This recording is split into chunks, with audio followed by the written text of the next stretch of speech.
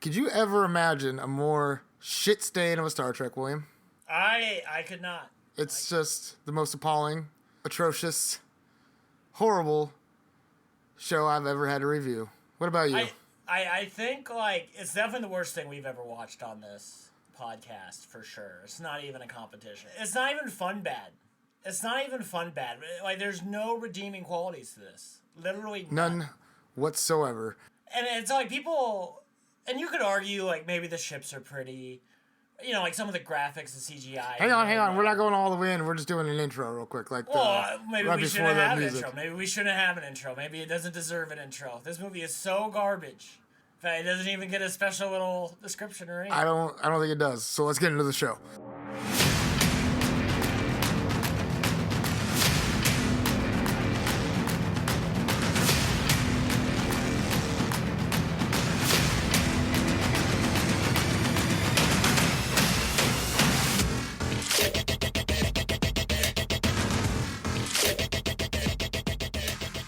Welcome to Two Bros, One Film, your new favorite place for comedic commentary and brotherly banter on the films you love. Thank you for joining our host, my little brother William, and myself Xander, as we dive deep into another movie each episode. All right, I changed it from week to episode just because, like, whenever we get to it, so I think that's prudent. I'm gonna work on it, like, as long as I don't know if the lady's staying the night or what's going on. She's like, whenever she gets out of here, I gotta watch like 2 episodes of Attack on Titan. Have you seen that? No, I've not. I've heard it's amazing though.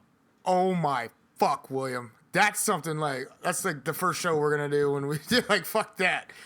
It's really good. I've been kind of addicted, like, in my spare time or like late at night when I should be sleeping. I'm just like, one more episode real quick.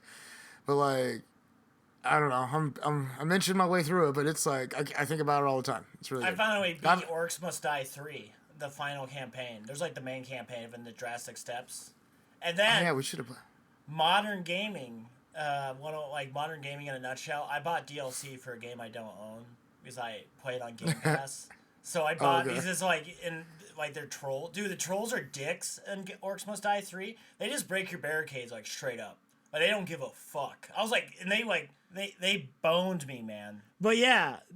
Or the troll, or what is it, the Cyclopses, they don't give a fuck. Also, they have this little thing that can disable your traps, which I've never seen before. They put this little pull thing down, and it fucks with all the traps in the little radius. They're assholes, dude. Bastards. One of these days, when we both have off, we gotta play again. That was fun. Yeah, Orcs Must Die is the shit. It is my gaming addiction. Like, I think I'm gonna try to completion it, which, like, the levels are like on Rift Lord and stuff, so it's gonna be like stupidly hard. Like, I've been playing a lot of that shit on Apprentice, like a punk ass. But like, my goal is to work my way up.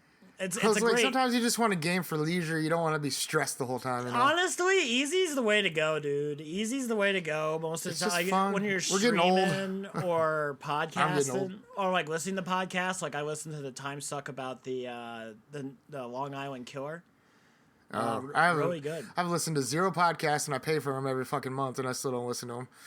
But like, I don't know. I've been so damn busy, dude. Just cranking out ice cream, cooking other stuff, getting things going. Like, hanging out with a lady friend, trying to just, like, in my little relax. I haven't even gamed, dude. I haven't even gamed. Like, maybe 20 minutes the last week or so. Like, I'm just worn out by the end of my day usually now. And it's just like, whew.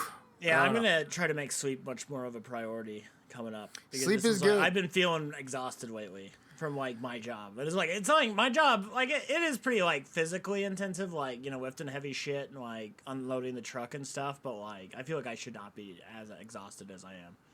Like, there's just nothing left. It's probably just sleep. Sleep is good. Like, I've been getting consistent, like, 7-8 hours, like 6 to 7-8 hours, but I have started drinking again, but it's just light, you know? Yeah. Except for last night, I was in a mood. It was like, everything's a lie, the world's all fake. I don't know. I was just...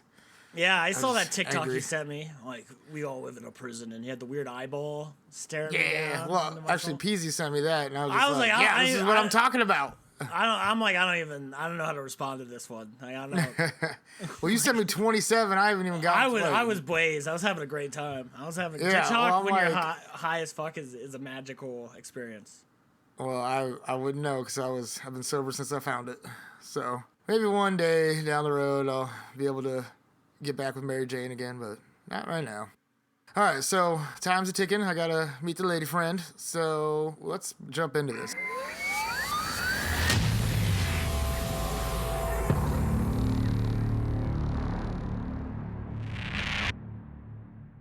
So, quick overview. We're doing Section 31. Emperor Philippa Georgiou joins the secret division of Starfleet tasked with protecting the United Federation of Planets and must face the sins of her past. That's what IMDb has on there. It had a budget of $80 million, and 12 of it was Yo's salary. Like, really? You paid $12 million for this lady?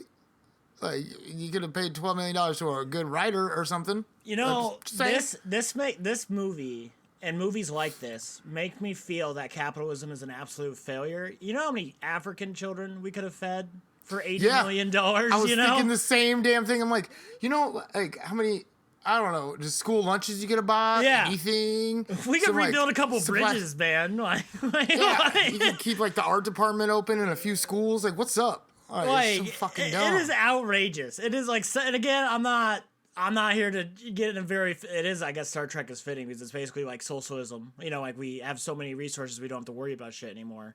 It's kind of like I've always looked at Star Trek. Yeah, it's the end of scarcity. Yeah, end of scarcity. That's why I watch Star Trek religiously, because it's like a world that we could be living in if we all stop this bullshit that we're doing. We just stop fighting one another. And capitalism. In-game capitalism is Mad Max. That's how.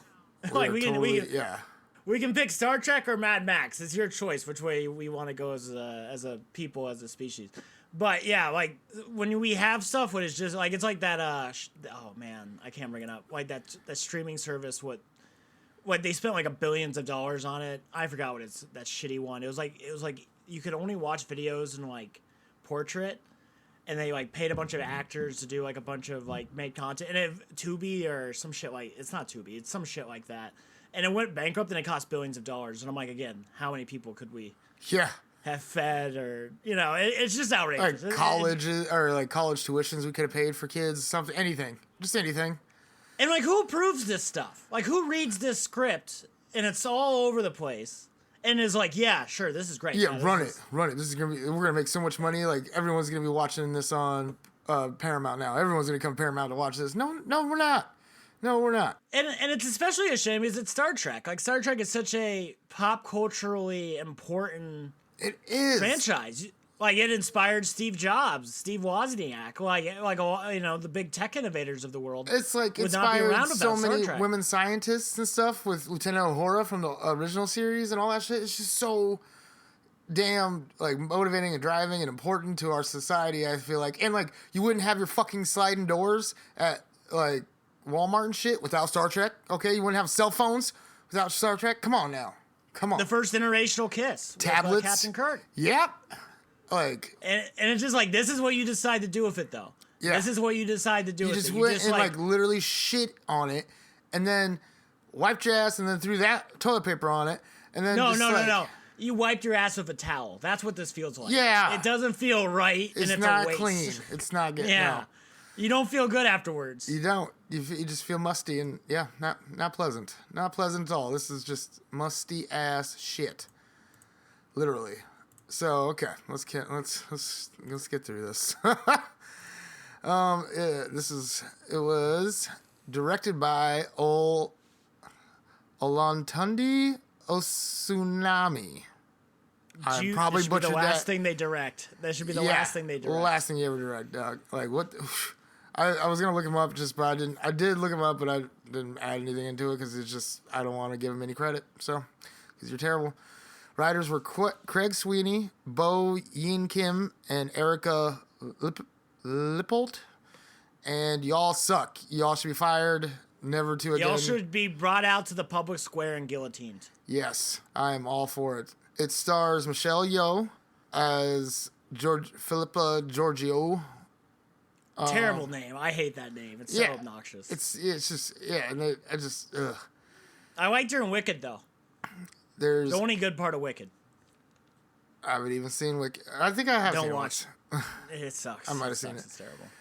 Omari Hardwick, Sam Richardson, Robert Kaczynski, Casey Roll, Sven Riegruk, James Hiriko Liao, Humberly Gonzalez, and Joe Pingu. Pinguay? I don't know. I have no idea. Music by Jeff Russo. Produced by Ted Miller. Our executive producer was Alex Kurtzman. Oltande Osanami. And Craig Sweeney. Michelle Yeoh was actually an executive producer on this. Just stick to acting, which you do poorly anyway. And Aaron Bears, a few other people. We don't need to get all into that. So, yeah, that's a brief overview of that. 6-sentence synopsis. Let's get her done. What you got? Or you want me to go first? Here, I can do it. Okay. Star Trek, more like Star Wreck, was a show, now a shite movie. First it was a heist film, then a team-up. What an asshole of a main character. I can't name one character in this movie. To go where no one ever wanted to go. It's beautiful. Mad applause. Okay. Mine is poor acting, trash lines.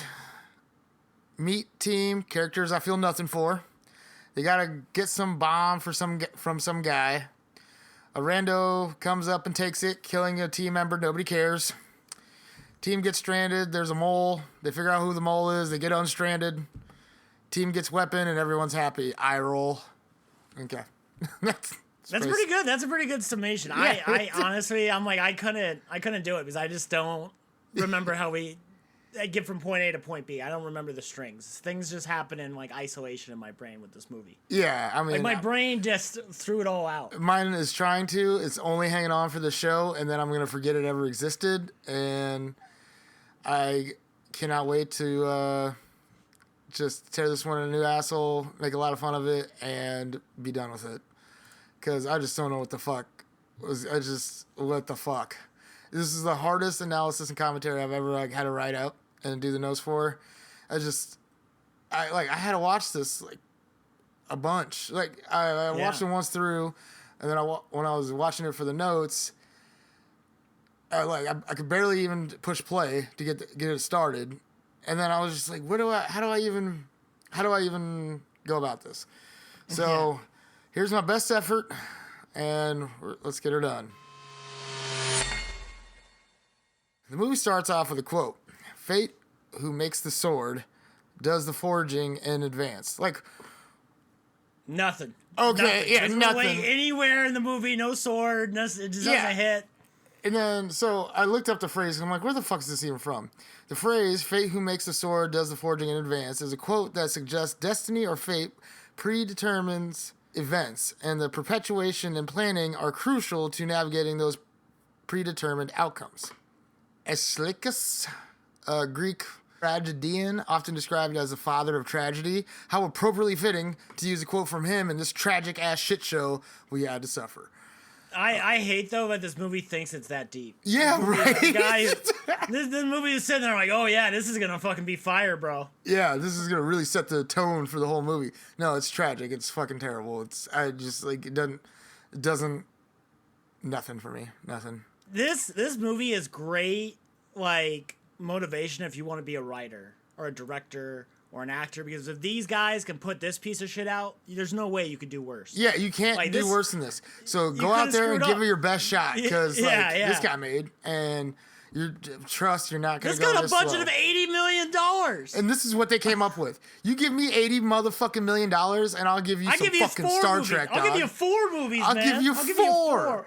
I'll find some young aspiring actors, and they're going to do some fucking amazing shit. I already have, like, ideas, like a whole fucking, like, 10 pages written out of just, like, Star Trek ideas. Okay, maybe not 10 pages, but I got a lot of, like, Star Trek ideas, for my own story. I've never wrote a story, but I was like, I'm gonna try it and make a little Star Trek fanfic or something, you know? All right. So anyway, after that stupid-ass quote, it's a view of some desolate place in the Terran Empire in the Mirror Universe. The screen is flashing in and out, about to cause me an epileptic episode, and some guy is forging a sword. Philippa Georgiou, Michelle Yeoh, appears over a hill, like a young form of her, not Michelle Yeoh, but like her younger self. Appears over a hill just like she walked across the desert. Yeah, sure. Okay. She gets aside with her family saying that she's been gone 2 years and doing a competition to see who makes it as Emperor of the Terran Empire. And I want to see this competition more than this movie. I want to see the Hunger Games in Star Trek. That sounds fucking awesome. So it sounds like, and we know what the final thing is. So imagine what they had to do during the competition. Like, I'm sure that shit was fucked up too. Oh, I'm sure. Yeah. I bet it was like Saw. You want to play a game? It's like, and there were 18 children this time, she said. So I'm like, how many times did you go through an Emperor challenge? Like, what's going on? And she's older now. She's only gone 2 years, but she ain't no kid. She looks like 20 or something. I don't know. Anyway, she explains that there's only 2 left, her and San. San and her. Oh, yeah, her and San. San and her. That's how she, says it all weird. And they were 2, but 1. They were friends even though it was forbidden, and together they defeated the others. She tells her family there's only one thing left to do to win the competition. Whoever does it first wins. And her family proceeds to choke and die from the poison she put in their food. Fucked. This movie, you shouldn't have put that in the beginning. That should have been like midway through the movie. Like a reveal thing, like, oh, you're so treacherous. You're so bad. Yeah. Like she has this guilt or something and she's always sad and then you find out why and it's because of this. Because we immediately don't like her. She killed her family. There's literally almost nothing worse you could do. Yeah. You know what I mean? There's not much, even the little bro, that's fucked. That's super fucked. And it's just like, how? Food? I'm a chef, man. Yeah. That's just not cool. Yeah, and you killed your family. I do not care for her. I do not like her for the rest of the whole movie. No. And she doesn't give a single fuck about this little instance. She doesn't talk about it ever again. We never talk about this scene ever again. It might as well not have been in the movie. She drops a couple tears, but she doesn't really seem that phased at all. She's like, man. Yeah, psychopath. Fucking bitch. All right. So yeah, because they can't have any ties to the previous life whatsoever. And it's like you win by killing your family. Yeah, you're a real winner, bro. You're real. Yeah, who made these rules? That's fucked. Family support, pump you up, man. Fuck this empire. So she heads outside, and an army beams in. We learn that San didn't complete the task, and his whole village was burned. They beam in San, who is now forced to live out his life in servitude to her. She whispers to him, "We are 2." He says, "But 1." That's a little lovey-dovey thing, and she says, "Not anymore." And she takes a sword her daddy was forging and burns his face with it. Rude. Also, not a smart idea, Empire, to have the second person, second place, just hang around the first place Emperor all the time, because there's gonna be animosity. And even if we tried this in the United States originally, if you ran for president, whoever got second place would be the vice president. That was a real thing. So, imagine if Kamala Harris had to be the vice president to Donald Trump. That's how it would have been. There'd just be, brawls in the fucking Oval Office constantly. Yeah, no, that shit would be nuts. And it's that's what they're doing on this fucking Empire, is they're doing exactly that by keeping Santa around. And you just burnt his face off, and his family gets killed, and the village gets killed because of this competition. He's not going to like her. This obviously is not going to lead well. This is immediately is setting up something. It's like setting up a Jenga tower with one little Jenga in the middle. It's not built to last, guys. Yeah, no. Not very smart with your empire building. I'm how long has this empire been around for? It can't be long, because this is doesn't seem like it's gonna be. This is like having Anne Frank be the assistant to Adolf Hitler. You think that's gonna work out? You think she's not gonna try to poison him or kill him in his sleep or something? Eventually betray. Think about it day and night. I'm gonna betray this motherfucker one way or another. I swear. Every day I look in the mirror. Every day I look in the mirror. All right. Cuts back to the Prime universe to a voice telling us the situation that Philippa was brought to this universe by Michael Burnham, I found, which is the main character in the Discovery series, which also generic ass music. Endured. Yeah. It sounds like you guys had 80 million, but you couldn't afford a 70s rock song. Get the fuck out of here. Which. And that's that song that just perfectly middle of the road. That's perfect. It actually kind of perfect for this movie. Yeah, just might as well just put trash in with the other trash, whatever. So yeah, she was brought to this universe by Michael Burnham, and she joined Section 31 eventually. She skips out of Section 31 and runs a space station outside of Federation space called Barum. Runs a bar on Barum. Anyway, and is going by the name Madame de Franck. I hate French so much, just an awful language. The voice is talking to like a member of Section 31 team or something like that, telling them their mission is to make contact with her, identify some weapon threat that is supposed to be there on the station, and enlist her help to neutralize the threat, essentially, basically. We see Philippa walking around in the bar or club area of the station. She's eyeballing all the Section 31 team members that are trying to blend into the crowd, kind of, I guess. This Apparently is not done well. terribly. Yeah. This is done terribly because it's like what they should have done is like a big wide shot of the whole bar and they had the Section 31 characters be like they don't, but literally they do the same exact shots later to be like that was them. Yeah, that was them. And I'm like, we've literally seen this shot. Standing around and like they'll just flash the people and like so you know that's them. Like especially like. You need some fake outs. It needs to be like guess who. Our hands getting held throughout this whole fucking movie. Like we need we can't understand like she's scanning and picked them out. Like we got to show you exactly who sits there like, oh yeah, I saw that. I knew it was gonna be them. Yeah, of course you did because it's like they showed us. And then they showed us again. Yeah. When they did it, and it's the same exact camera cuts and everything. It's lazy. It's done bad. Done horribly. She goes to sit down in a race from the original series called the Loki comes up to talk to her. It's like the half black, half white face. So it's like the Loki and Belle or Beely. I'm not sure. I didn't see the episode of the original series because I'm just stuck on the Rick Burnham era. Anyway, these characters appeared in the original Star Trek series, season 3, episode 15, titled "Let That Be Your Last Battlefield." They're members of an alien species from the planet Charon, I don't know how they pronounce it, notable for their striking half-black, half-white appearance. I wonder where they would have sat in 1950s America on the bus. Yeah. They're like, key distinction between them was like one group is like black and white, like black on the right side and white on the left, and then vice versa. Like just, there's thin swap, but they have this huge racial, ethnic conflict on their planet because like, oh, you're a black on the right half and oh, you're a black on the other half. It's just fucking stupid, but it's like it made a good point back in the day. No, I still think it makes a good point. Yeah, it makes like, a good I love point. that. It's like Rick and Morty with the cone nipple people and the normal exactly. People, you know That's probably where they got it from. And it's just like I love that stuff because it just points out how stupid the race stuff here is. Yeah. Like, oh, that's so dumb. Oh, wait. You know, that's what I think good art does is points out how stupid we are. Yep. And so, like, that's the only good part. Like, and that was not original to this movie at all, so they just stole that valor. But, like, you didn't even say his thing. There was a small incident in the honeymoon suite. Are you jumping ahead? Maybe. Like, the very next moment, like, he's like, there was a small incident. That alien, like, waiter dude comes up and he tells her that Alec Sahar is there to see her. And Alec gets sent over? Alok?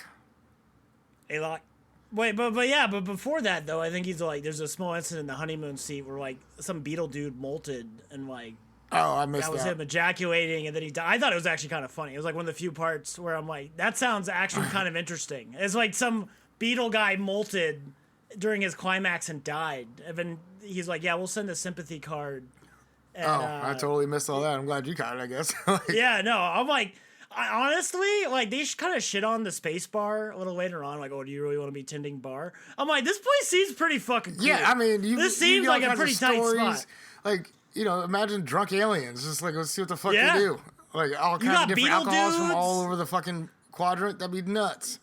You got beetle dudes climaxing and dying. Like, like it's a funny story. I don't know. And you got that totally awesome singing. Like, if that's the last thing I do is bust in and molt, I'm in. What's up? You know, like, and then you got that singer lady who I actually think the music from her is actually not pretty good. I think it's way better than that generic shit we heard. So, like, I have words for that here coming up. I would love to kick it in this bar. I think I would love to tend bar in space. I think that'd be the shit. It'd be very interesting. I would hate to break up fights, you know. I'm sure there's some strong aliens out there or some slimy ones that I just wouldn't want to fuck with. All right, so the waiter tells her that Alok Sahar is there to see her.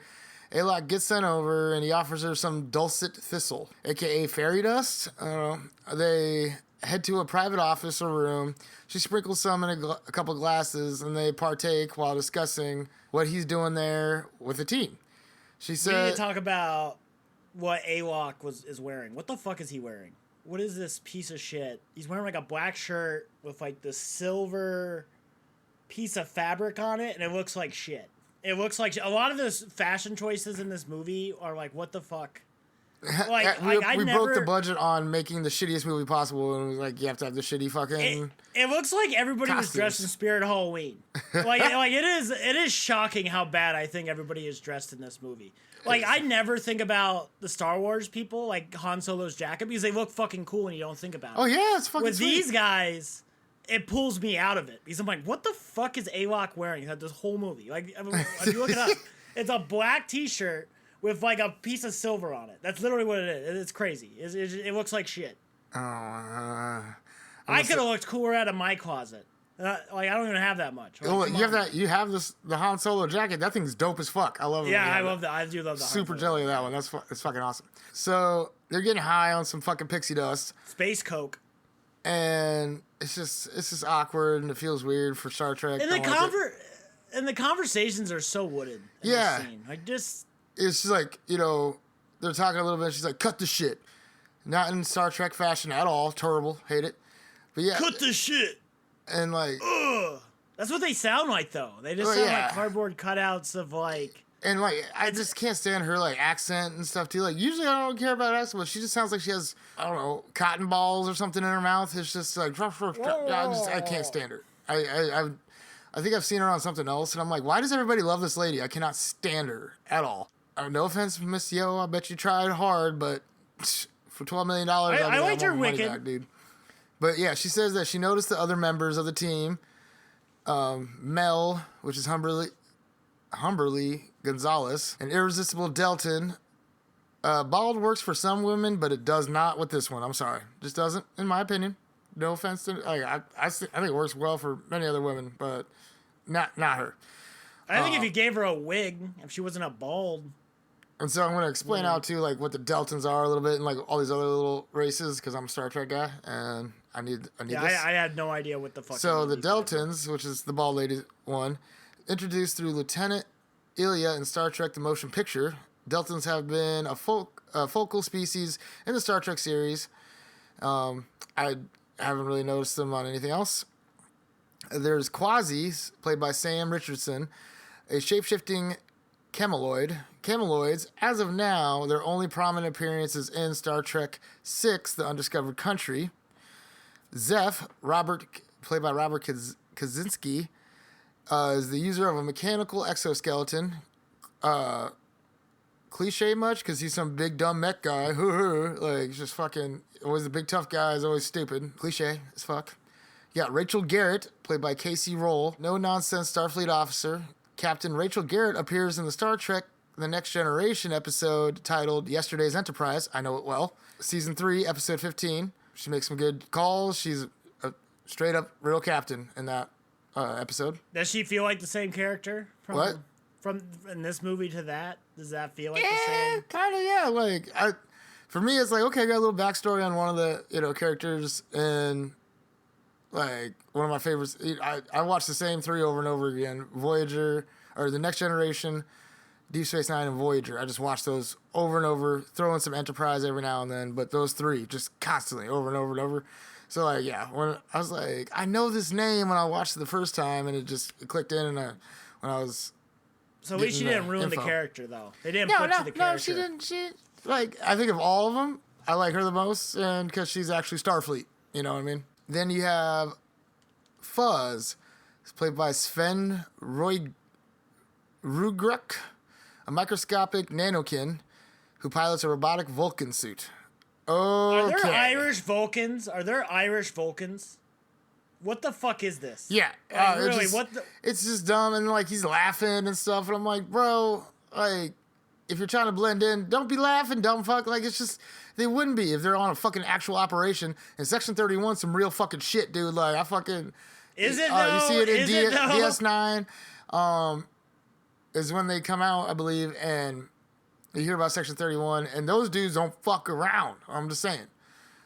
From what I know of Section 31, I'm not worried. That's what I was like hoping this was gonna be at least a little bit thug. It's nowhere near thug at all. It's just dumb. Also, how the fuck does she know all this stuff about him? She knows too much. She knows too much. Like even like it seems like she knows these people. It's weird. Yeah. Well, she was in Section 31 before. So like she might have met him or heard about him or something. Maybe, but like I don't. Heard they were on the way and like she just looked around the room and had all this shit. She's like a walking Wikipedia. Like what the fuck? Oh, that's a darkened and it's like a kid with it's like an autistic kid with trains. Like she's just all these species and shit. So. Anyway, they keep cutting to the singing lady on stage. Kind of gives me Fifth Element vibes. If you remember, like that one alien's like hitting all those high-pitched notes on stage. Oh, Looks like she's from Star Wars. Alok and Philippa are talking, and I find her whole performance just cringe. But Alok also, why? Oh, sorry. Go ahead. Why would they trust her in general? Like, she's killed billions of people, killed her family. Like, I assume he knows all this, and you're still like, I want her on my team. I would want her nowhere near me. Yeah, and like just because like she's on the station that you're fucking where the guy's at, like I just avoid her maybe or like wait for the guy to leave. I don't know why it has to go down right here, but it does. Anyway, moving on. Alok and Philippa are talking, and I find her whole performance just cringe. But Alok convinces her to help out. She goes to meet the group, and the whole scene is just eye roll fuel, dude. Their personalities are all hot trash. I get nothing but disdain for all the characters except for Garrett. She's alright. They talk about the target, Data No, and how they need to get his case, which is some kind of weapon. There's some kind of weapon in there. And the scene cuts to shots of how they envision the mission going. But Philippa says, meh, because she has a better idea and stuff, and she's so cool. And meh. It's just so flat and dumb. And when she was talking to Alok, she was tapping her fingers on the table, just like, I could care less. It's like, I just didn't buy the performance whatsoever. I couldn't stand any of it. It's just none of it fits together. None of it's like everybody's acting in their own movie. And it feels really jarring. That's a great way to put it. Disjointed. It's very disjointed. Yeah, it's just super also, her being like, why would I work for you? And all of a sudden she's like, I'm in. Like, it's almost like the Rick and Morty thing. As long as we do it my way. I mean, because my idea is so much better than your stupid plan. It's like the heist. Like the joke with the heist where Rick goes around and everybody's like, what is it? Son of a bitch, I'm in. Like, that's what she was like. Like, she's like, I'm in. Oh, I remember, yeah. Yeah, and it's just like, I'm like, you were totally saying that you had no interest in doing this, and why would I work for you? She seems above this, honestly, being like Genghis Khan of another universe. Like, yeah. Why, like, like even this, like tending bar is below her, but Section 31 seems below her too. So I mean, is she really tending the bar? She's just like lounging around talking to people. Dude, I think that'd be the shit as an old woman. Oh yeah, I would love it. Yeah, or the like Latinum, excuse me, if I had the Latinum. I was trying to think in Star Trek terms. I totally would do it. So George, I'm just going to start calling her George. That's her name now.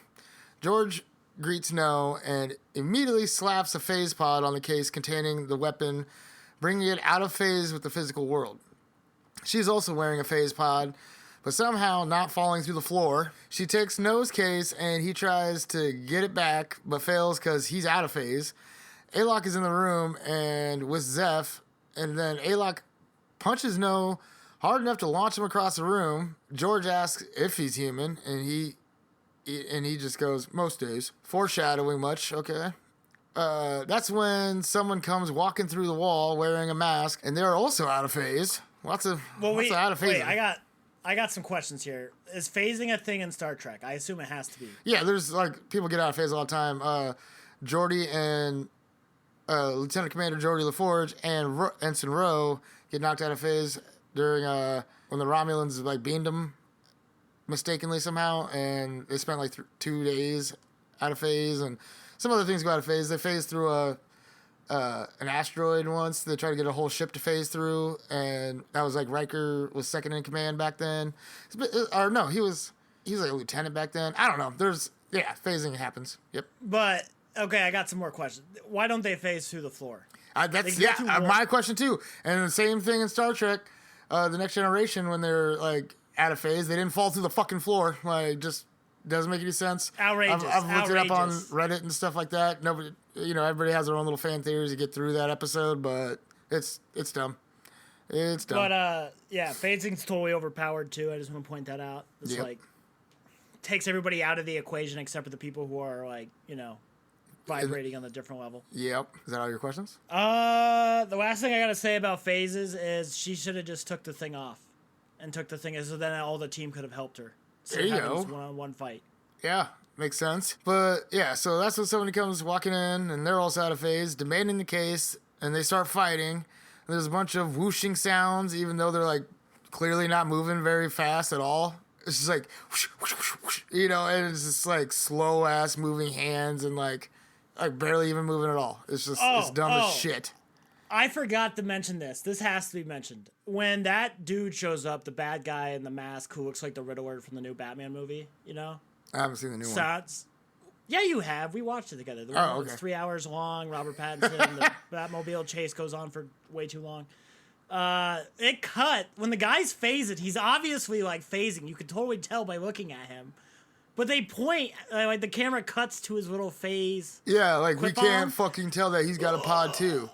It's like, again, they're holding our hands throughout the whole fucking thing like we're too fucking stupid to realize it. I hate it. That's like a big cinema sin for me, is treating me like I'm a fucking kindergartner. Well, I mean, you gotta be fucking dumb to enjoy this movie. I think I read some reviews.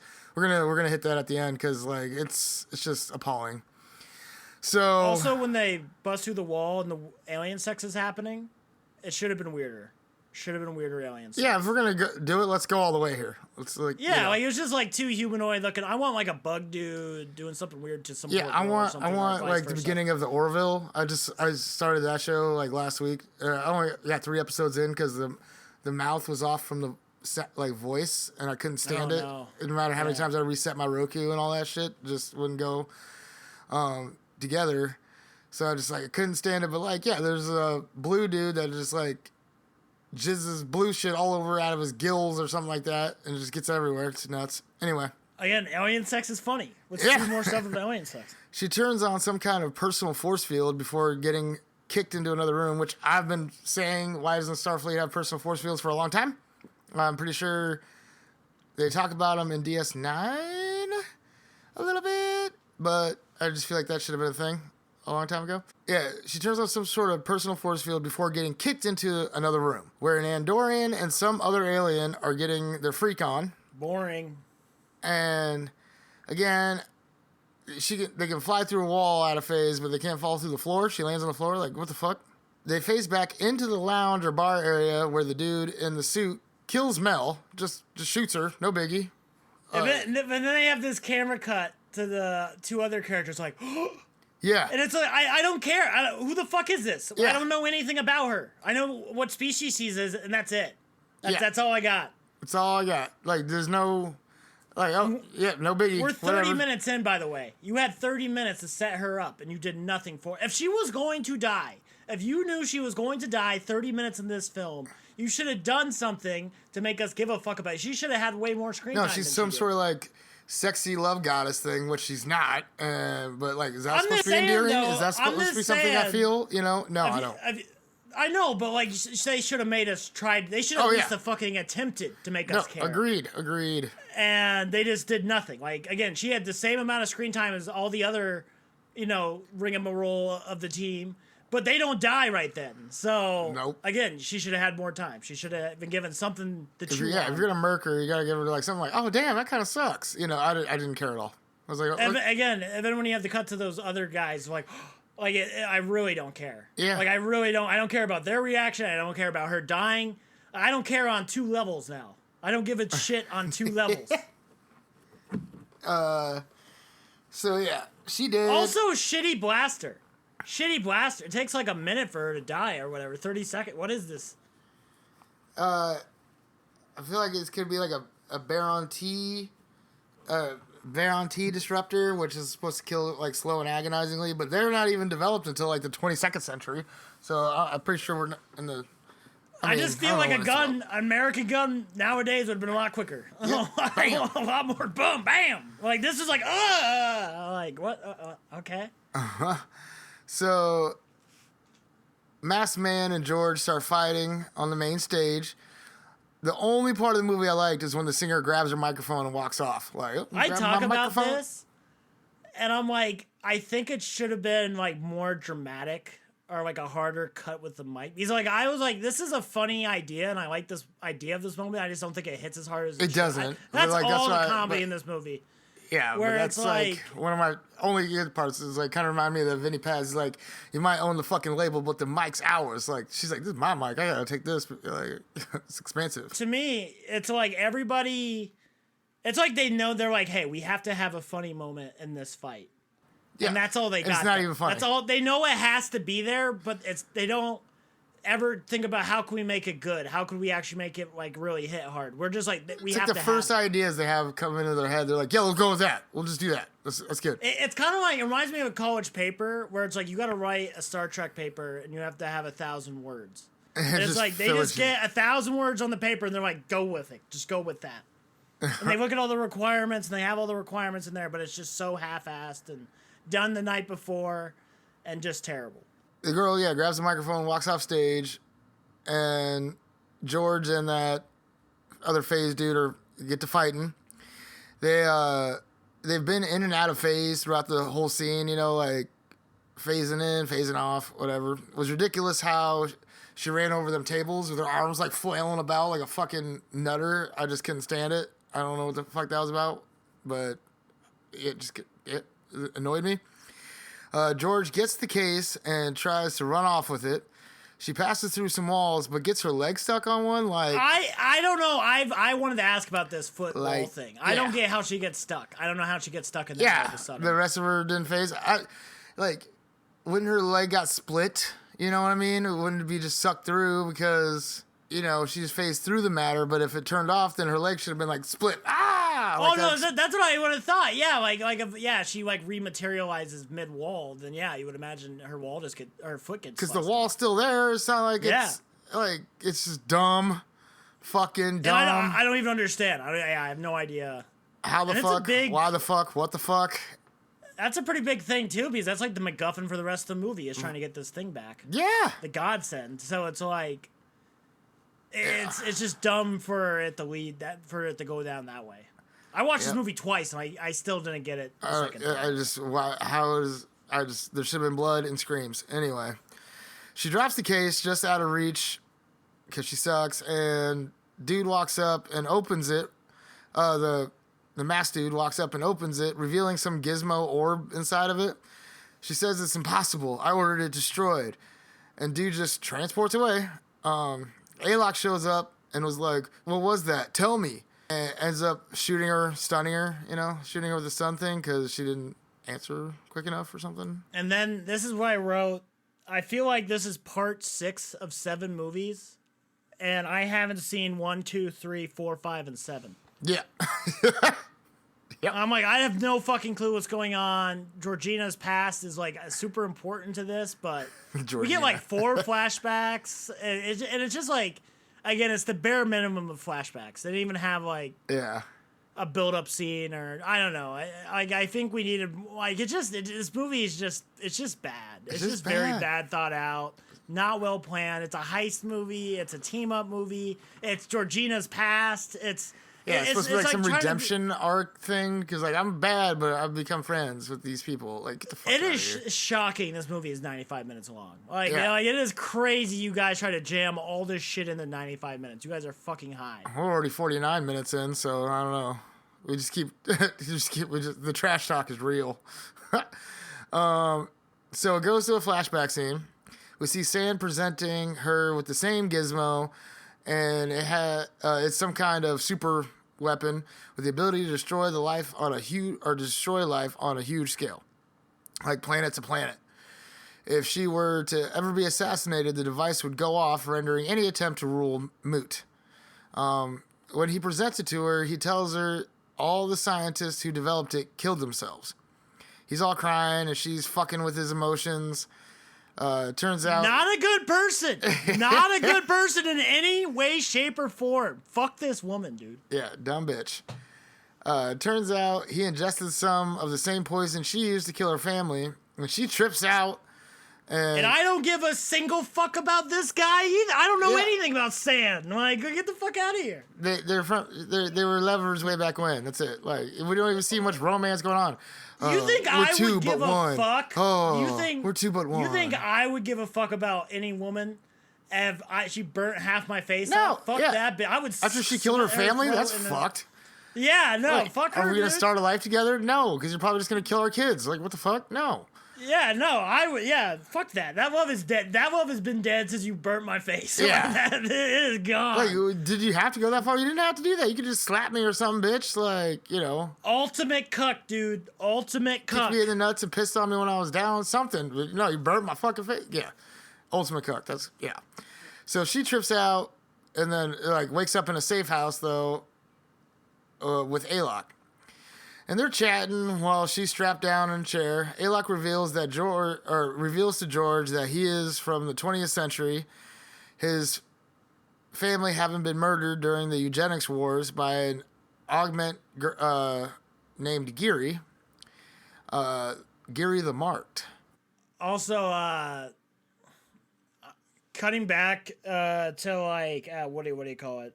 Like maybe they're talking about this machine or whatever. At some point, they're like, billions could die, and this has always been a big problem with me and anything space related, like especially with like Star Trek, where I'm like, if you told me billions were gonna die on Earth, that's a pretty big deal, you know, because there's only 8 billion of us. But like in Star Trek, I'm like, what is that? Just the planet of ducks? You know, is that the planet of giraffes? Like I don't know what the scale is in Star Trek. I don't get. It's the whole galaxy, and they're just in the Alpha Quadrant. You see, I'm like, it's not big of the stakes aren't as that. They aren't as big. I know, and like they're talking about like in DS9, Bajor got invaded by the Cardassians and killed over 50 million people or something like that. And I'm like, that's it? Like that's it? Yeah, no, I'm pretty sure we've done that in a few wars. Like Genghis Khan, I think, did that by himself. Like I don't know. Yeah. Fun fact: Genghis Khan killed so many people that the CO2 in the world went down. Like, crazy. I mean, it was like a 50-year occupation. I mean, that's like, it's kind of. That's nothing. Yeah. So Mao Zedong starved that many people. Like, get out of here. The numbers are always a little skewed, like a little weird like that in Star Trek. I don't understand. Again, that's the huge problem with space stuff. A huge problem with just space stuff. The scale. Again, that's why I think the Death Star is actually pretty genius, because it's like it blows up a whole fucking planet. Like if it just goes around blowing up planets, that's a pretty big deal. It's kind of a big deal. Problem. They're chatting while she's strapped down to the channel. Oh, yeah, eugenics were more. He says it's all so dramatic. He says it all, like, super dramatically slow while he's talking to her. Geary transform... and it was overplayed drama. Geary transformed Alok into an augment as well, and he committed atrocities in her name before being put into suspended animation and eventually recruited by Section 31. Which is like, augments are just genetically modified humans, and they'd, pick and choose different modifications and shit. So they're kind of like X-Men? Yeah, in a way, but like they're all just basically just super strong. They don't like create thunderstorms or anything like that. They're just super strong, super smart, enhanced memory and visual acuity, stuff like that. Also, like, can we have a philosophical debate? Is this guy actually 350 years old? Well, no, he's been in suspended animation forever. Yes, so he's like 80 or 40 or 30. Yeah, he's like 40. He only lived like 40 lives, so he was asleep with the rest of it. Yeah, that's bullshit. That's bullshit. That's bullshit. That's like, I've been a fry cook for 350 years, but I slept for 310 of them. Yeah. Like, get the fuck out of here. You have 40 years of experience. And you were like 0 to 18, so like what, 22 years of experience as a cook. Like, get the fuck out of here. Yep. I was like, you're not 350 years old. Like, can you imagine him like trying to pull that on you? Like, you're an 80-year-old man, and this 40-year-old shows up. He's like, well, I'm actually 350, so I need my senior discount. It's like, now, bud, you're asleep. Yeah, get the fuck out of here. So that explains why he's so strong and was able to punch that dude across the room and capable of doing this mission. And she seems satisfied and agrees to work with him to get this weapon back. And she's all like, gather your team. We're going to need every one of them. Feel nothing from this. Like, it's supposed to be a dramatic, like, gather the team. Let's go. It's like, I agree. Let's go. Nope. They don't feel it. No excitement. No curiosity how it's going to turn out. Don't feel the drama of it. Just flat meh. Like she said earlier, meh. I wrote for this scene, every decision the director or writer made, I would have made a different one. Yes. I'm like, at this part of the scene, I wrote, just wondering when the movie will be over at this point. They picked the least interesting choice at every turn and twist. Everything. Then it cuts to George explaining the godsend to the team. They're on these flame spots, or they're on this planet. Is it the good thing? Is it the good thing? I almost laughed, but then I didn't. Like. No, it's terrible. Terrible. It's not funny. And like, is it supposed to like show the like chemistry between the team? Because it just seems just so artificial and awkward and just not good. Keep saying it, not good. It's just, I don't. Yeah, it's pretty lame. The dumb mech guy actually has a reasonable question. It was kind of reasonable. Is it God's end or God's send? I'm like, it's dumb, but it's like, yeah, with her mush mouth, I couldn't understand the fucking words she's saying either. Like, I can't stand her. Can't stand her. I found a slight bit of humor in it, I guess, just a little bit, but the rest of their interactions seemed just ridiculous. The small guy in the Vulcan suit tripping over any little tiny word just kind of got annoying and old. Like, okay, you're some hothead little microbe. Okay, I got it. It goes to them on their ship that is nearby, and George and Alok are interrogating the Dada No guy. She tries to be all intimidating. They're introducing her. Oh, they introduce George to Dada using all her names and titles and bullshit. And Dada's like, does that come with fries? Is a burger still a thing in this century? Or that part of the galaxy? Like, fries? It's just stupid fucking line. Hated it. And then at some point they're like, we can't trust her. We lost Mel or some shit like that. And I'm like, I forgot that Mel existed. Mel who? Point. What are you talking about? I had to think about it. I'm like, oh shit, that character died 11 minutes ago. I had forgotten her and her existence. I don't know, but they want the truth out of him, and George leans in. Like, you know, wasn't going to talk or anything, but then George leans in to whisper to him how she got the others, like people, like her generals or something like that, to tell her the truth. And the writers must not have been able to think of anything cool or scary or believable enough to say out loud, I'm guessing. Oh, wait, it's supposed to be so scary that they can't say it out loud. No, it's fucking... It's like Voldemort. It's a crock of shit. It's stupid. Not buying it. Anyway, Dada reveals that he's from the Mirror Universe, having stolen the godsend from a weapons facility he was in charge of, and planned to sell it to the Terran Conquerors, who were to come through a passageway opened by some ion storm in 4 hours. Also... this makes parallel universes like a fucking nightmare for anybody, because it's like, imagine like 10 minutes before this, you're like, okay, I got to deal with the godsend. That's kind of a big deal. You know, I got to deal with that.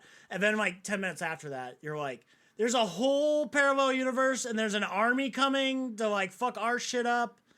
And I got to deal with the godsend. Like, that'd be a nightmare to just have to deal with a parallel universe. Yeah, especially an angry, fucked up one. That's like, yeah. Or they have their shit together. Like, imagine if the Death Star was real. And it's like, shit, we have to deal with that now. Like, we have to deal with Independence Day out of nowhere.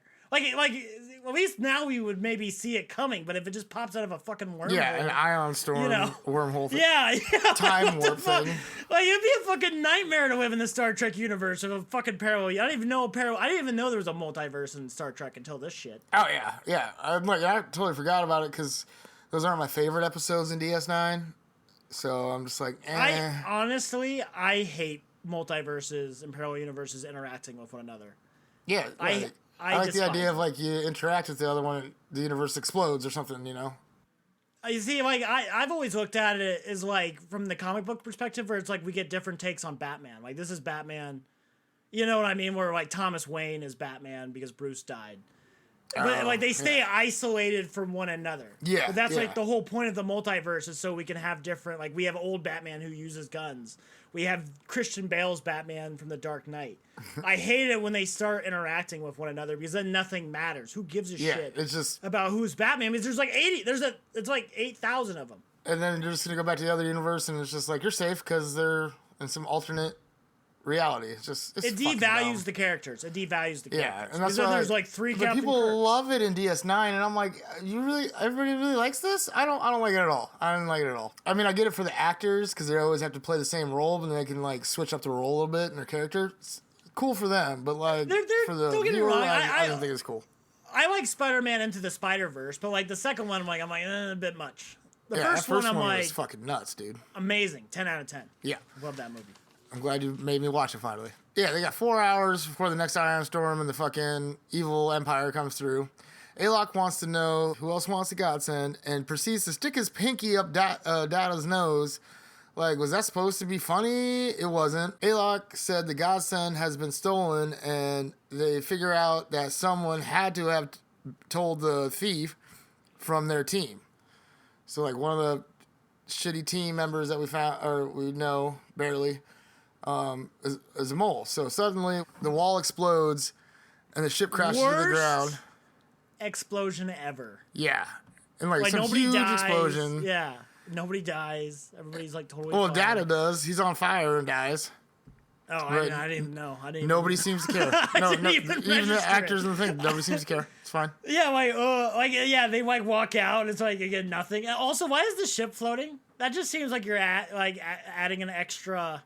Well, you can beam in and out, I guess. Well, I don't know. Why don't you just have it parked somewhere? Why are you floating in the sky? There's just not an appropriate landing spot because they couldn't find one because they're all so fucking stupid. Anyway, Alok and George meet up with the team and tells them that someone is a mole. George is like, if it was me, I would have murdered all of you by now. Like, okay, bitch, nobody's buying the tough dictator bullshit right now. Stop. Just stop. They all go off and explain how it can't be them, and they're pointing fingers at each other. Rachel Garrett, Miss Starfleet, says she found an old garbage cow, like in the middle of this. Like, oh, I found an old garbage cow.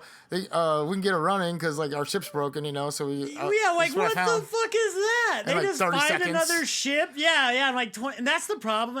All these problems get resolved way too quickly. Yeah. Way too immediately. Like within like there was no suspense at all. Yeah, like, the ship our ship blew up. The dude was on fire and died. Oh, someone's a mole. We gotta find a ship and get the fuck out of here. I just found one. Oh, Yeah. Oh, actually, by the way, I found one just like, while you guys were interrogating the dude. I found one. It's all good. Like, come on. Like, it's just let stuff build for a second. Nope. I got a solution. It's cool. And they like can get it running and use it to grab whoever stole the weapon. And George hasn't figured out who the fuck the mole is by now. I roll. They are also going to try to get this communications array up and running to notify Section 31, but someone sabotaged it as well. They decide to split up, one team to work the scow and the other to fix the array. The team at the ship with George needs one little part and it should fly. And the comm array also needs one little part and it should work. I roll. Alok's team on the array finds that Zeph is missing all of a sudden, the mechanical dude. So him and Garrett go looking for him. Totally not in each other's line of sight either. Well, they're supposed to stay in each other's line of sight so like the mole can't run off and do anything else. And yeah, they're just fucking up the whole situation worse. While they're looking for him, someone fires up the antenna array because they left it, and somebody fires it up. They all show up in the array complex, like the whole team and everybody, and realize Zeph had put in the missing part, sent out a message to whoever he's working with, then shot it to hell. They go in, search for him out in the woods because that's I guess where he'd go. This scene is like super annoying with all the flame spires popping off constantly, like and flashing and everything. I'm like, what? Is it necessary? It's so loud. It's so consistent. Like, stop. Just stop. They find Zeph after a bit, and he's dead.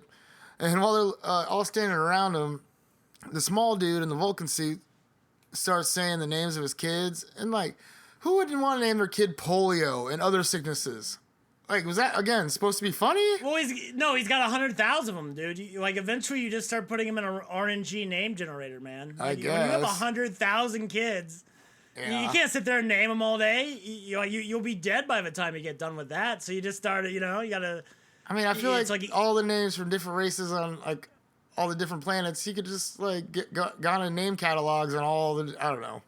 100,000 though, like come on, like I'm killing half of them for sure. At least, Well, like, that's why you name one of them polio and send him to Earth. George finds a hair of Garrett's on Zeph, so they assume Garrett's the one that killed him. And I don't like this next exchange of lines. Like, Garrett's cuffed to a chair trying to reason with George. Like, I've been in close proximity to Zeph for weeks. Duh. And George is like, oh, you into mech boom boom? Huh? Lots of people are into that these days. There's no shame in that. Like, what the fuck? No, that's not what she was saying. It's not funny. It wasn't cheeky. It was just fucking dumb. Is this where Chaos Goblin is dropped? Because what the fuck is a Chaos Goblin? No, I think it's coming soon. But yeah, that's fucking dumb too. It's just like lowbrow, dumb adolescent shit. I swear. Just like this whole exchange between George and Garrett. But they get Zeph's camera eye footage and see that he actually killed himself. I don't know. Somehow we got that information out of his eyepiece thing. I wrote down, I thought at one point they were like, why would he do that? And I'm like, it'd been funny if somebody would have responded like, he had a lot going on, man. Yeah. Anything would be funnier than what happened. He had a lot of demons, bro. Like if they would have just, been like, oh yeah. That mech fucked his head up. Suit fucked his head up. But he was in Space Nam, like he saw some shit, man. George though deduces that Fuzz was the one who actually killed him by flying out the Vulcan suit and into Zeph's suit and controlled his movements, forcing him to sabotage the ship, then planted the evidence, and all the while running his robot suit on autopilot. The Vulcan robot suit on autopilot. Yeah. Fuzz admits it, and along with Zeph's reanimated corpse, fights the other members of the team. They all left Garrett behind when they jump onto some minecart-like platform thing. This is supposed to be some big cool action scene going through some tunnel on this thing. It's not. It looks amateurish. Just like the walls and stuff behind it are all just smoothed out, looking stupid. I couldn't see what the fuck was going on in this scene. I couldn't see any of the fight or anything. Yeah, it was like the lights and shit, and yeah. it was just cut really shit. Really shit. Alok falls off in this whole scene of the platform that's flying through, but Quasi goes to catch him, shifting into a web-like thing. Horrifying. Yeah. I would not like to be around this guy. I just like to see shapeshifters actually doing it, because Odo in DS9 rarely shapeshifts, and he shifts into dumb thing. I don't know. But it was really expensive to do those CGI effects back in the day. I don't trust the shapeshifter. I don't know. There's a whole thing on DS9. I'd be a space racist. I'd be a space racist. They were persecuted. You stay away from me. They were persecuted when they were in the Gamma Quadrant because, they're shifty ass shifters, So yeah, Quasi saves Alok, and then the zombie mech suit dude falls off, leaving Fuzz and George on the cart together, and then the cart hits the end of the tunnel, but then shoots straight up in the air, way up high. Why? Was it programmed to go up that high? Was it supposed to be a ship gonna be loading up there? What? Why would that fucking platform just go way up high in the sky? It doesn't make any fucking sense. I just don't get it. It's on an autopilot thing. So oh yeah, let's just send it way up high in the sky. It doesn't make any sense. Wouldn't the ship go lower? It doesn't make any fucking sense. It's just dumb. We go. Right. The person escaped from handcuffs at this point. The chick you like. Has that happened yet? Because I'm like, how are Star Trek handcuffs shitty? How are they that bad? Yeah. She just breaks them pretty easily. Well, she's Starfleet, so I mean. Yeah, it's 2200. You think our handcuffs are way harder than that? I watched Reno when I won one. I watched that one episode where they have the kid break the handcuffs, and it takes him he has to really hit him on a lot, a desk and a hammer. I've seen a video on TikTok where the guy is this is how you bust out of when you're strapped to a bench or the interrogation bench. Yeah. I'm it seems pretty tricky. You got to put a lot of pressure on it. And if you fuck up, your hands are going to suck. I feel like some of those things should be solved completely at this point. You should never be able to break out of handcuffs by 2200. Yeah. They should have that shit on lock. Literally locked. Or cuffed. All right, so alone with George, Fuzz asks her why she cares about saving the Prime Universe after killing her family and condemning San to slavery. George is shocked that he knows this, and he reveals that San, James Hiroko Lau, is the actor's name who plays him, having faked his death, is the masked man who stole the godsend before beaming away. So he just gets beamed away after he tells her all this. And how is she just now figuring this out, though? She found the mole in no time, but she fought with San before against the other contestants and stuff way back in the day, and had him as a slave. Like, how the fuck could she not tell it was him? Like, I could tell people's walk, from the corner of my eye or anything like that. Like, if I don't see their face, I just, you just know somebody. They're in a suit. Like, come on. I'd be like, hey, like, D was up in some mask suit. I'm like, D, what are you doing in a mask suit? Like, I don't know. After that, we get a small scene with Sand and Fuzz talking, not really moving the story forward on Sand's ship that he's got. It's pretty lame. Maybe just to showcase his overly fancy, impractical ass ship design. We should have used the torpedo. Yeah.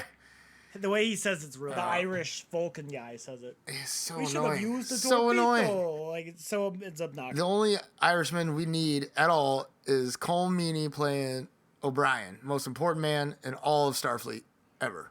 So, just saying. And he's an enlisted man. Good for him. We're back at the comm relay, I think.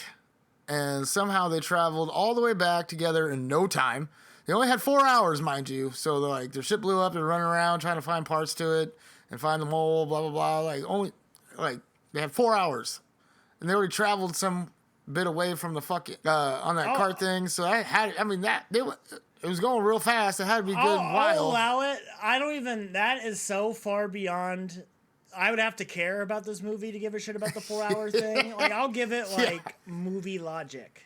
Like, The Dark Knight Rises, like, supposedly that whole last scene's like 1 minute long. I'm like, that's just movies. Movies don't apply by normal time. Yeah. Just ever. But I'm just saying, they should have burned up at least 2 hours by now, like when the fight went down. And that walk back had to have taken a while. That's how little I care about this. This is how little I don't even... it's beyond dead. There are no nerves of me caring about this movie. None whatsoever. They're talking over their plan, and they can't leave because the scow needs a part. Alok had hidden the whole time. Couldn't let it be known because of the mole eye roll. But, yep, problem solved. No problem. No biggie. Whatever. So they slapped a part into the thing with a little cliche kick, and it fires up. They plan to use the tractor beam as a weapon on the garbage scow that, tractors in pieces of trash or whatever. I don't fucking know. And they have a... Okay. We have, maybe I'm jumping, but, we have trash or whatever. He says that at some point as, a weapon or some shit. Yeah, it's like... And I'm like, what just like this movie. Thing? We got tractor beam and we got trash. Just like this movie.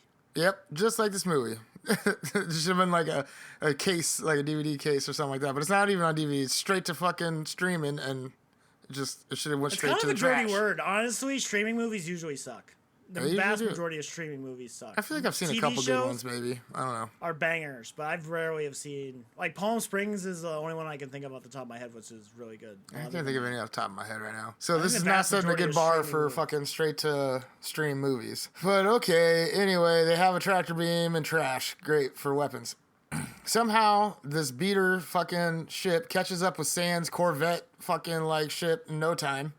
All right, whatever. Well, he only has half a face. He can't really drive that well.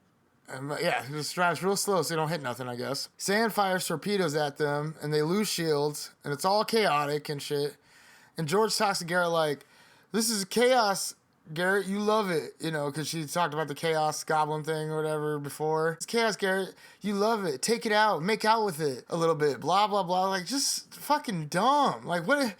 It's just, what is this? Is this for real? Is this happening right now? Is she saying this stupid shit in the movie? It's just, again, not funny at all. Anyway, they get Sand's shields down somehow, by tractor beaming it. Stupid. And George and Alok beam over to Sand's ship. Alok fights Fuzz's suit, while the real Fuzz attacks Garrett and Quasi in the scow. He just flies in his little fucking microbe over. George and San fight. During the scuffle, George bumps into the godsend, activating it somehow, beginning a countdown, adding what was supposed to be more tension and urgency to the situation. It doesn't. It's just, I thought it was supposed to go off when she dies, if she were to be assassinated, but no, she can bump into it and kicks it on. What? I don't know. Back on the scow, they're still locked in with the trash tractor beam to Sand's ship. They don't have weapons, but a cargo full of trash. So Garrett goes down to see what she can salvage from the trash. Back on Sand's ship, George and Sand stop fighting a moment. Sand reveals to George that he intends to destroy the Prime Universe and create his own empire that will be ruled with righteous mercy, in contrast to George's cruel dictatorship. George definitely tells him there is no such thing as a benevolent dictator. Or defiantly. Dude, get George the defiantly fuck tells him. off. Get the fuck off your high horse. Yeah. You fucking ran. Nobody wants to hear Genghis shit from Khan your in mouth. Yeah. Adolf Hitler does not get to lecture me on being a leader. All right, shut the fuck up. Also, like, this movie has like fundamentally failed that they're still trying to make you care at this point in the movie where you should already. This is the chessboard should already be set at this point. Exactly. They should just be really moving just be a pieces fight. now instead of trying to learn about the pieces and feel something for it. Yeah, so George and Sand fight a bit more, and she tries to play on his emotions and tells him that they can start over. Skank. It's a total skank move. Back on the scow, Garrett is searching through the garbage and finds a doll that has an... the lady friend I'm talking to says doll really weird. Tons of fun. Can't get enough of it. I'll make her say it later. It's like dowel. Dowel. Barbara doll. I don't know. It's weird. It's tons of fun. Anyway, that has an unstable power source. Eye roll. She rigs it to explode and has Quasi jettison the trash into space. The plan was to rig it to explode and have Quasi jettison it to space, hitting Sand ship.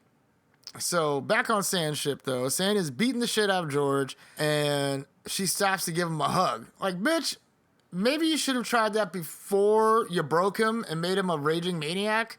Like, you enslaved him and burnt his face. He was your slave, and you loved him at one point. Apparently, still do. Like, could have been a sex slave if you wanted it that bad. You know what I mean?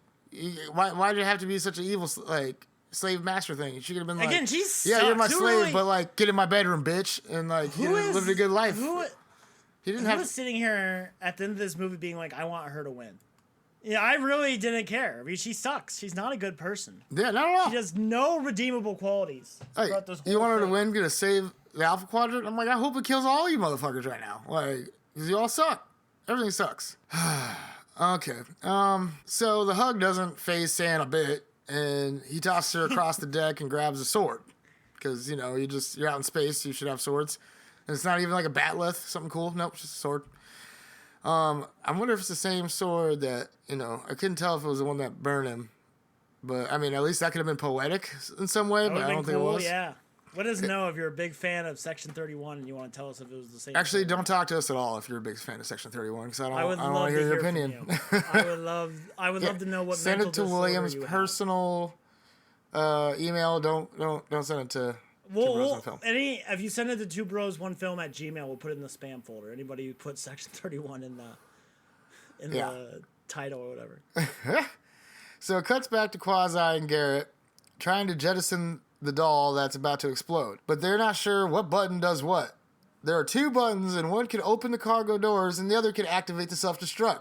Are you fucking kidding me? Are you fucking ship? I was just like, what the fuck?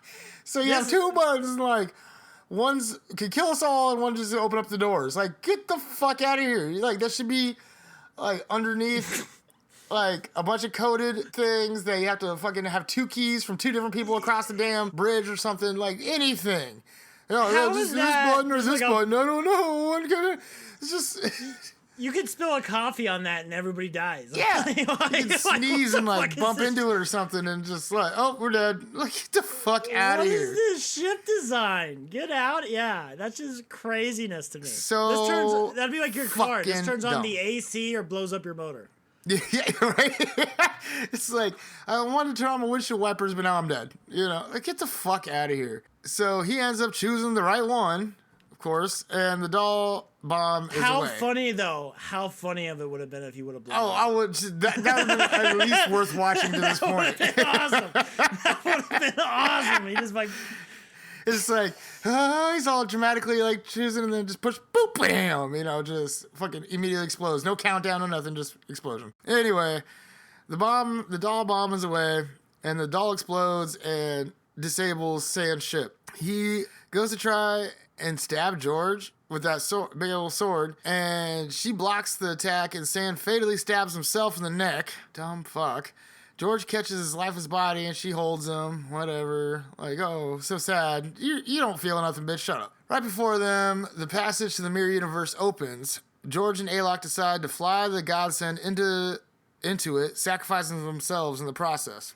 But Quasi was able to beam them out at the last second, saving them. He was sitting there struggling, trying to get a lock, and then, you know, of course, miraculously saves them in the last second. Then it goes to 3 weeks later, and the surviving members of the team reconvene on Barham, along with a duplicate of Fuzz's suit, which is fucking, like, but this one is piloted by his wife, Wisp. Like, but she suspects that Fuzz survived the explosion and wants revenge. Like, just fucking dumb. Just dumb. And the gumption, the balls of this fucking movie to declare that it thinks it deserves a sequel of any sort is a crime against humanity. How dare you? Like, they survived and make it seem like there's going to be a sequel. Like, do they really think that, like, the story's going to go anywhere? Or that there's going to be more? That people love this so much that they're going to... Like, I want to know at the end of this movie, after the end of filming, they're all just, like, high-fiving, like, yeah, man. They're like, this is going to be great. You know, this is gonna be the next Avengers, bro. Yeah, we're gonna have crazy. We're gonna have 30 fucking more movies. We got this. No, it's fucking dumb. A hologram of Control, Jamie Lee Curtis's voice, which is like Section 31 Control commander person or whatever, the director of Section 31, briefs the team on their next mission on Turkana 5 or Turkana 4. And I know that's something in Star Trek, but I don't care. The movie's over and I'm happy. Fuck.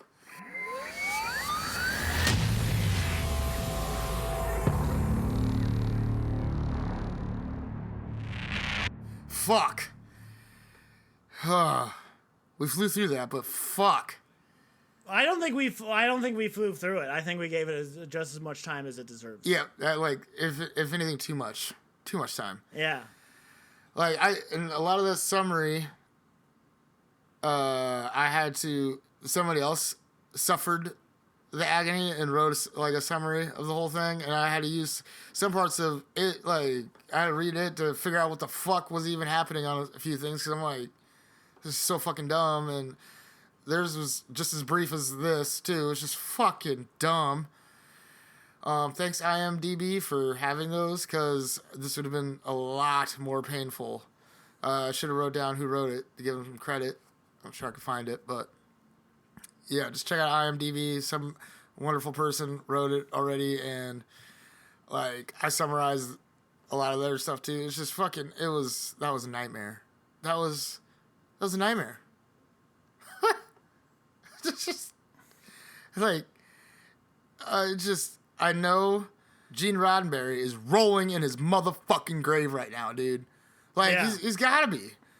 This is such an insult to his legacy. I can't even begin. Such a fumble on every inch, every regard. Every fucking possible way you could fuck up, they fucked up. This is bad. This makes, like... Hey, oh, fuck, what was that other movie we watched? Super 8. This makes Super 8 look like high art. Yeah. Yep. And we know how we feel about Super 8. So... if you don't, go listen to that episode. This makes me appreciate good movies. Yes. This, like, you watch The Matrix compared to this, and they are light years apart. Yeah. Like, magnitudes apart.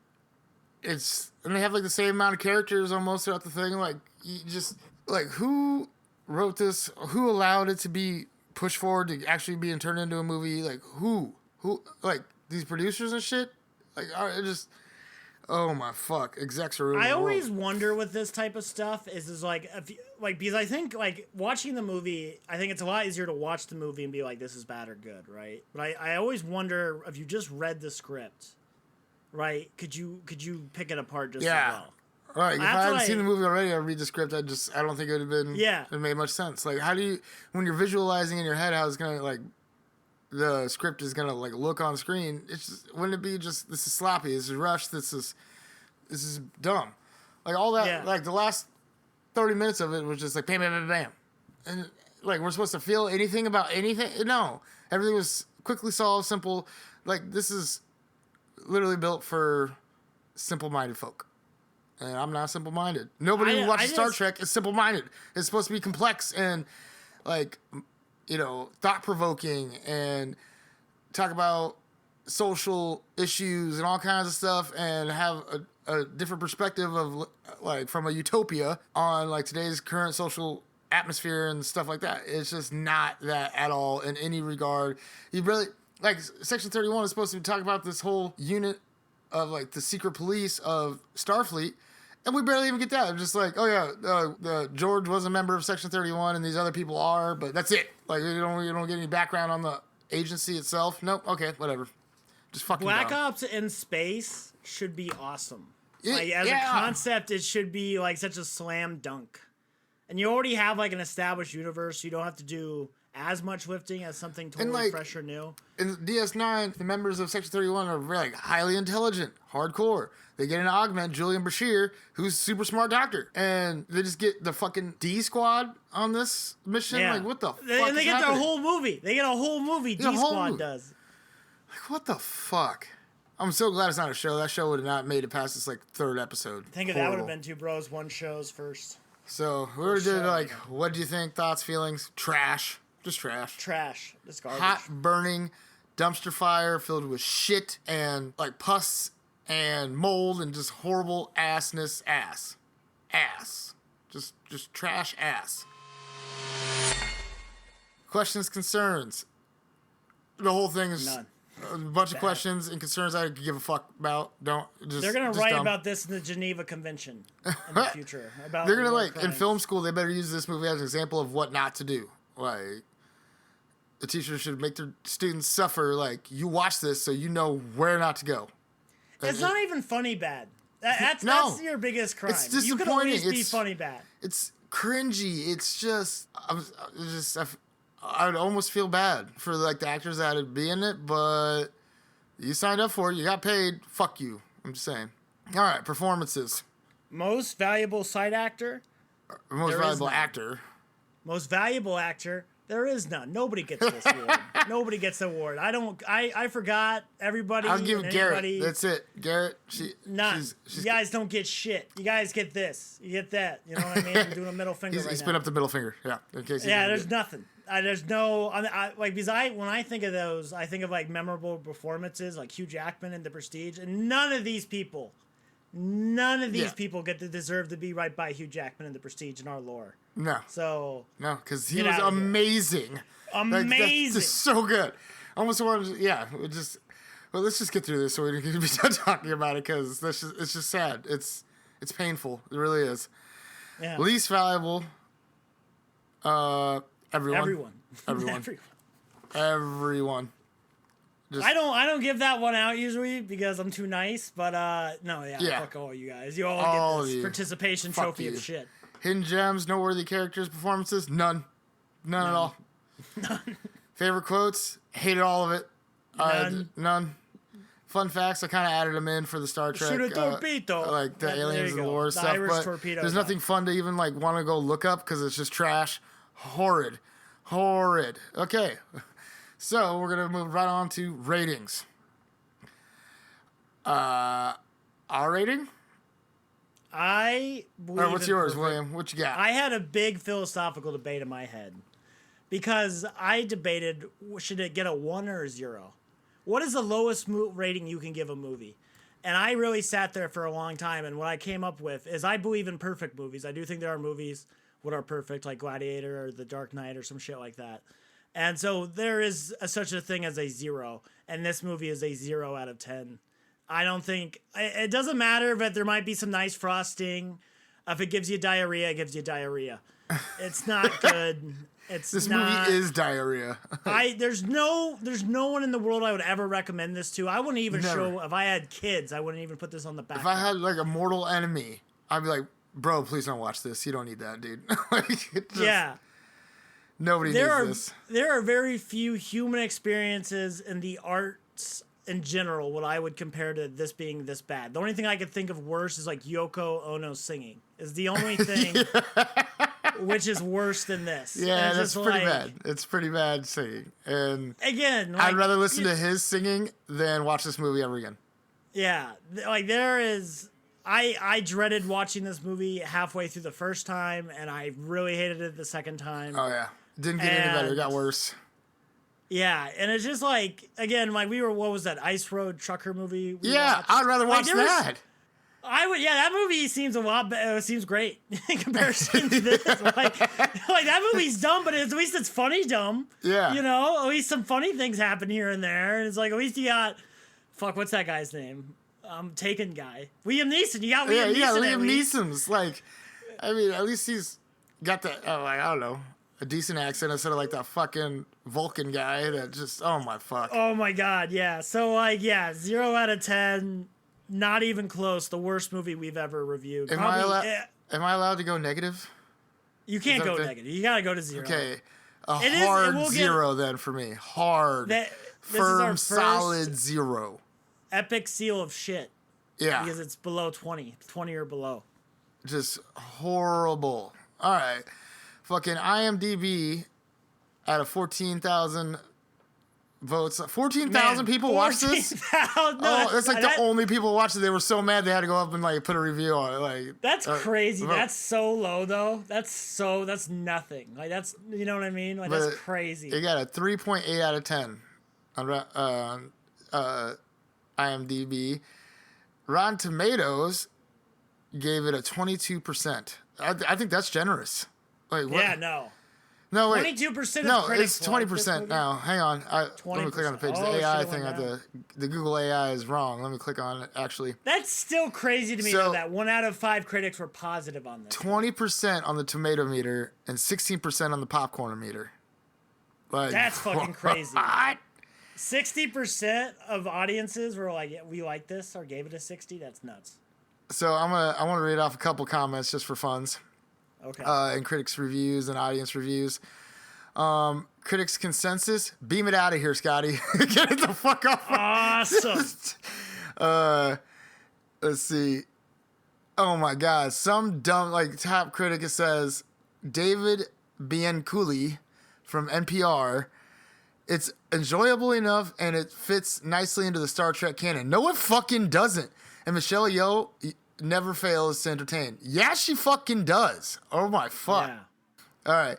Angelica Jade Bastine from the New York magazine Vulture. It is sloppy, misguided, and frankly rote. Overstuffed with concepts that it only superficially explores. Thank you. Let me see. I'm going to click on some more. Alan French is a dumb fuck. Sorry, bro, but you're stupid.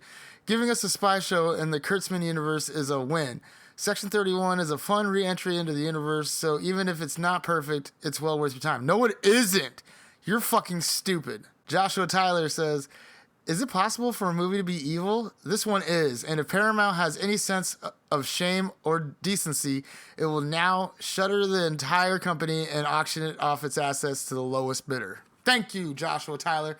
You know what the fuck's going on. Sam F. says, totally agree with Red Letter Media. This has got to be the worst thing ever made, and when are Paramount going to ditch Alex Kurtzman? When? Because everything, like this Alex Kurtzman universe shit is just, it's all trash. Sorry, it's all trash. This is not Star Trek. No story, no likable characters, no hopeful positive storyline or undertone. Instead, we get 5 million special effects which aren't needed and no story. Come on, guys, simply do better and go back to what Star Trek great. I'm guessing they're meant to say what made Star Trek great. Like, just, who gave it 5 stars? I'm not even going to read yours because you're stupid. Kipper01T says, Section 31 is the worst Star Trek ever. Make it go away, please. Thank you. You're right. When I went to watch this movie for the second time, I halfway expected it not to be viewable. Like, it was just not going to be on Paramount. Right? Embarrassment. I was like, it's still, like, it's no longer up on my top bar of Paramount anymore. It's like, now just tucked in, just go away. Just pretend like that never happened, please. Let's just.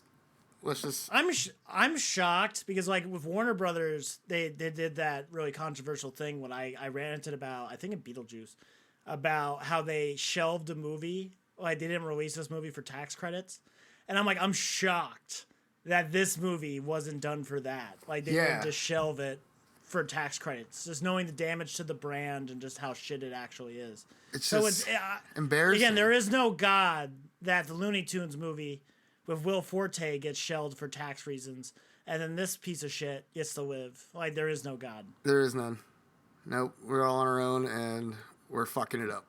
Yeah, it's very depressing. All right, anything else? I got nothing. Beam me out of here. Beam me the fuck out of here right away.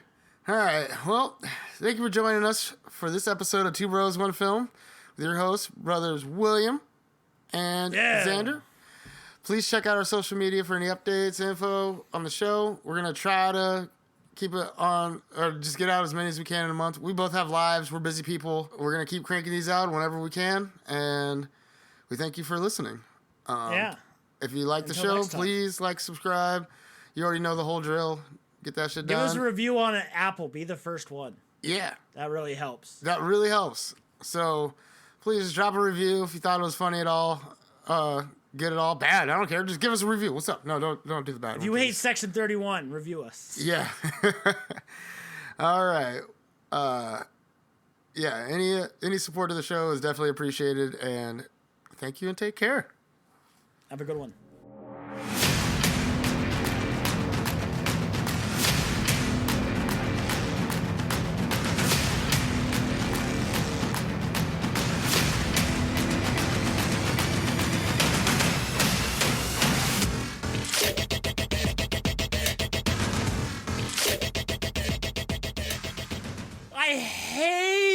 I hate it. That's like a big cinema sin for me. Is treating me like I'm a fucking kindergartner. Doesn't make any fucking sense. I just don't get it.